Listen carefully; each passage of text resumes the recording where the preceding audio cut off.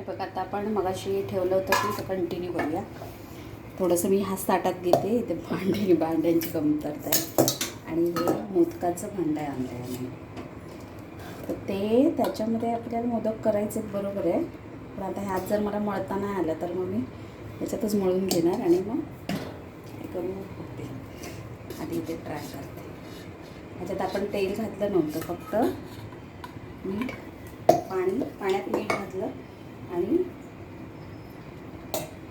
उकळलं. आता ह्याच्यात थोडंसं तेल घालेल. मग अशी आता आपण तेल घातलंच नव्हतं, आता थोडं घालावं लागतं. बरोबर,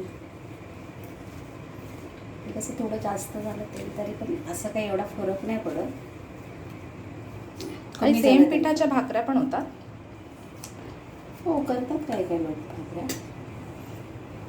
पोळी वगैरे लोक असतात ना, त्यांच्याकडे अशाच उकडलेल्या तांदळाच्या पिठाच्या भाकऱ्याचं असं म्हणतात ना.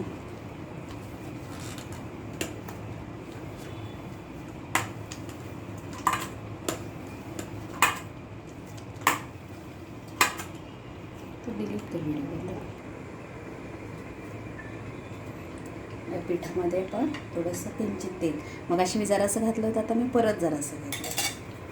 हाताला चिकट होतं ना.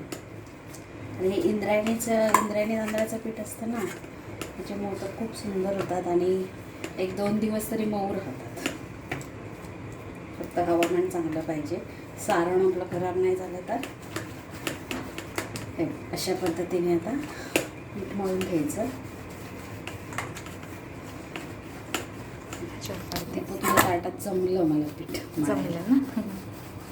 तर मी हे भांड्यात ठेवते आणि असंच मी आता हे सगळं पीठ मळून घेते. तोपर्यंत ओके.